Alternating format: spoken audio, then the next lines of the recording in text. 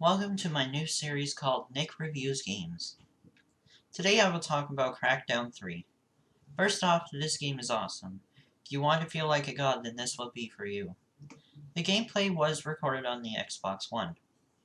Crackdown 3 is a lot like the second Crackdown. You're going against a criminal enterprise, and you have to take out each key member, and at the end you take out the main villain. Gameplay-wise, this is a really fun game. You go around and capture the strongholds to slowly take down the organization. As you play the game, the more experience you get. What I mean by this is that you get experience for each type of kill you get. You get blue orbs when you kill enemies with your assault rifle / weapons. As you gain more and more of these orbs, the stronger and stronger you get with using these weapons, and the damage multiplier goes up by each level. With melee attacks, you get red orbs. And the more red orbs you get, the stronger your character gets. And when your character gets stronger, your melee attacks are more powerful, and you can also lift up things that are much heavier than the character. Green orbs are for agility. The higher the agility level, the faster you can run and jump and dodge. The more agility level you have, the more times you can jump, and can even boost yourself in the air to move yourself forward quicker. The purple orbs represent your driving skill. The more of these purple orbs you get, the more your vehicle can be upgraded, which can increase your speed and turn your vehicle into multiple different types of vehicles, like off-road.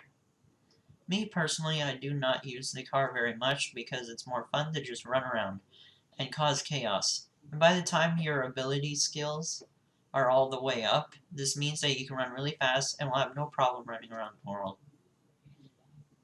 Whereas the last set of orbs are yellow, and these orbs represent explosive devices. The ability gets to the point where you can cause incredible amounts of damage, and can even hold more ammo than ever before. The enemies are pretty easy to defeat in easy mode, but if you want to have more of a challenge, you obviously should go higher than easy.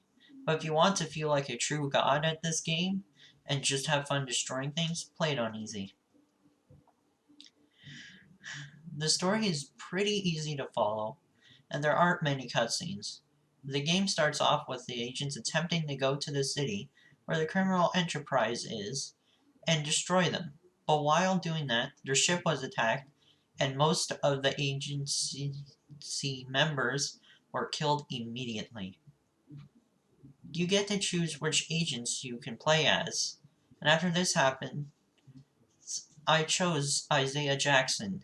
I chose this character because I played him in Crackdown 2, and he's a really cool character, and I find it really cool that Terry Crews voices this character. And Terry Crews did a great job voicing this character. I hope to see him again in future titles like this. There are other things you can do in the game that are very enjoyable. There are courses to help you gain more orbs, and there are also these towers that are called propaganda towers. And you have to take them out one by one, and there are about 12 of them. And they can get very challenging and frustrating, but well worth it in the end. These type of courses remind me a lot of Saints Row 4 when you had to take out those respawn points. As far as the game after the story, there's not much to do. The game actually gets incredibly boring very quick. After the storyline is done, because of all the strongholds are gone, and there's nothing else to do, but there are multiple save files, so you can play the game over and over again on multiple different difficulties with different characters. And there are these certain things that happen after you take out some lieutenants of the criminal organization. These are called lockdowns, which means that the primary villain will send everything she has against you, which means they'll have big machines throwing stuff at you, a lot of enemies, and a lot of drones attacking you all at once. On easy mode, this is a lot of fun, but I'm sure on harder modes this can be a real pain, so just be careful of those circumstances. As for what was said in the gameplay review that there would be a lot of destructible buildings and stuff, this is not true. Certain things can be destroyed, like barriers in cars and stuff like that, but not buildings. I was very disappointed in the fact that this was promised but never achieved in the end game. In the end, this game is incredibly fun. I highly recommend this game if you're just there to chill around and just play a fun game. It is currently available on Xbox Game Pass. I'm not sure for how long, but if you have an Xbox Game Pass, you should try it because it's a really good game. And so that is the end of that review. I have a few other comments, but so at the end of these videos, I will give a rating to these games. For the ratings, I'll do a number out of 100. For Crackdown 3, I give this game an 85 out of 100. I gave this rating because the game is a lot of fun, and you can have a lot of great moments in the game. And it's a good pastime. There are more positives than negatives. And so now I will list off the negatives.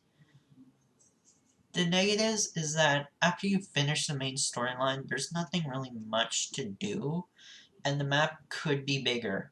The story could be more interesting, and the boss battles were not really varied. They all seemed very similar.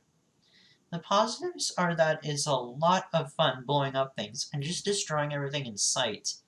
And the buildings do look really cool, and the scenery is very nice. And in a side note, this game does support HDR at 4K. I'm not sure if it's at 60 FPS or 30 FPS, but anyways. So, I will be doing more of these reviews in time, and I will always stream the games that I will be reviewing. So take time to check me out on twitch.tv/NicholasHawkmore. Feel free to tune in at any time. I stream at any time. I don't really have a schedule, but in time, these videos will be in better quality. I just need to figure out how to use the editing software better, because I just recently got a new video editing software, so that's why this video won't have very many graphics. It'll just have the video in the background. So, yeah. So, thank you for watching, and see you in the next video.